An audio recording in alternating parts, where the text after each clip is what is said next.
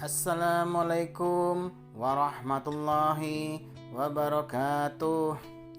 Apa kabar semuanya para penikmat channel Tobat 100% yang saya cintai dan selalu dimuliakan oleh Allah Subhanahu wa taala.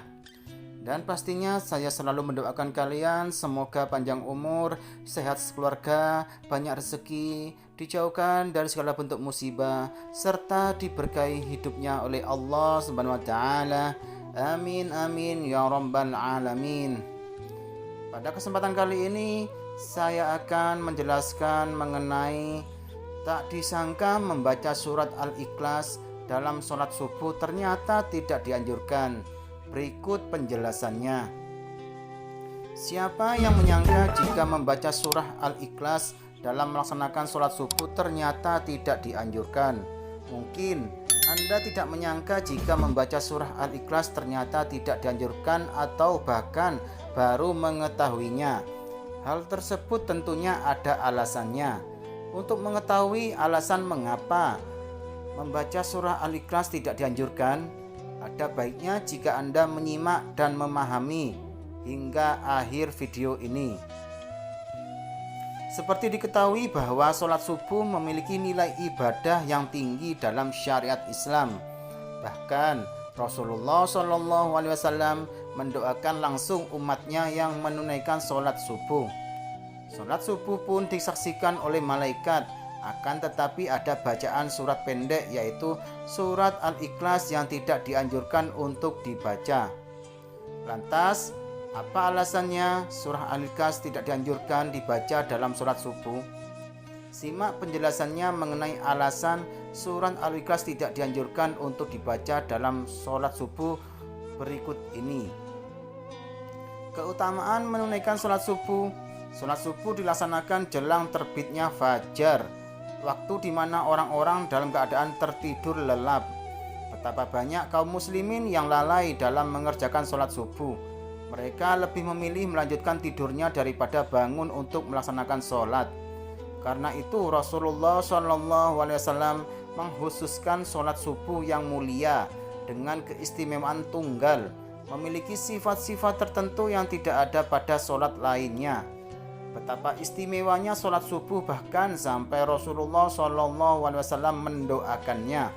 Hal ini sebagaimana disebutkan dalam sebuah hadis. Rasulullah SAW bersabda, "Ya Allah, berkahilah umatku selama mereka senang bangun subuh." Hadis riwayat Tirmizi, Abu Daud, Ahmad, dan Ibnu Majah.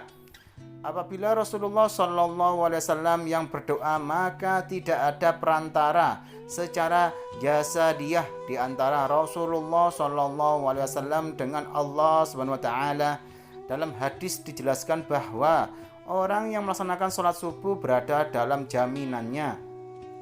Rasulullah SAW bersabda, "Siapa yang menunaikan sholat subuh maka ia berada dalam jaminan Allah Subhanahu wa taala." Maka jangan kamu mencari jaminan Allah SWT dengan sesuatu selain dari sholat yang pada saat kamu mendapatkannya justru kamu tergelincir ke dalam api neraka. Hadis riwayat Muslim.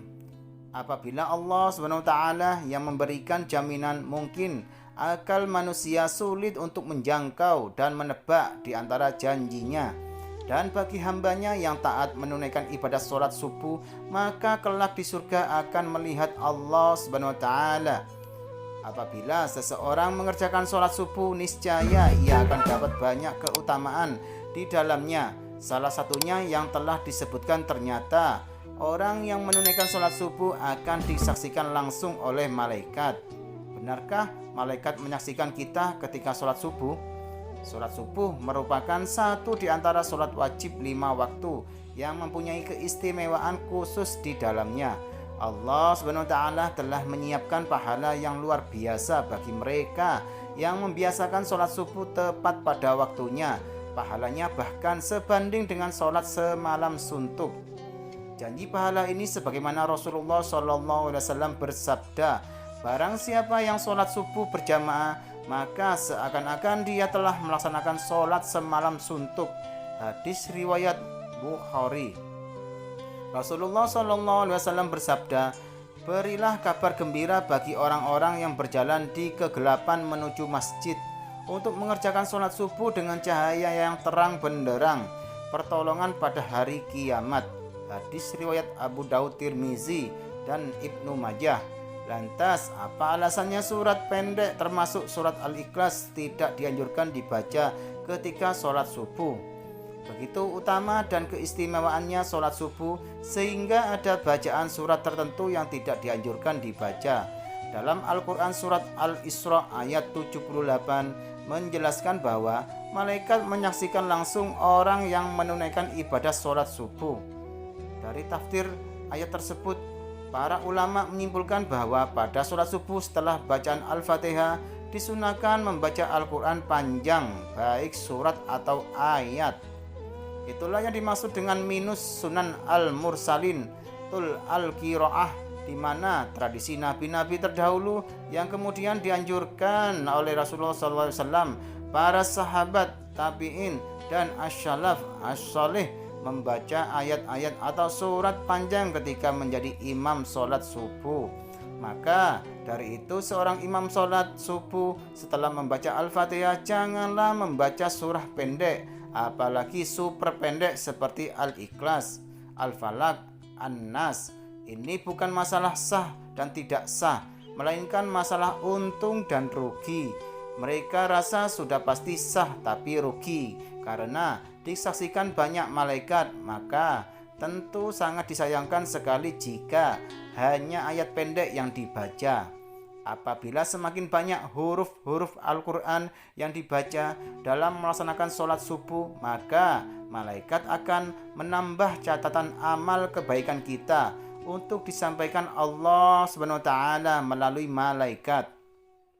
Rasulullah SAW juga seringkali menunjukkan contoh-contoh bacaan sholat subuh yang menandakan syarat akan makna tertentu. Pada beberapa riwayat Rasulullah SAW disebutkan sering membaca surat Al-Kahf, juga biasa membaca surat Ar-Rum, surah dari Jabir bin Samurah. Demikian itulah keistimewaan sholat subuh dan alasan tidak dianjurkan membaca surat Al-Ikhlas dalam sholat subuh. Seharusnya tidak ada lagi yang menghalangi kita untuk meninggalkan selimut dan mengakhiri tidur kita untuk melaksanakan sholat subuh. Bukankah menunaikan ibadah sholat subuh ini menjadi bagian yang begitu besar dibanding dunia dan seisinya? Wallahu a'lam bishawab. Demikianlah penjelasan dari saya yang diambil dari sumber terpercaya. Semoga bermanfaat dan menjadikan kita semakin beriman kepada Allah SWT. Amin amin ya rabbal alamin. Sekian, terima kasih. Wassalamualaikum warahmatullahi wabarakatuh.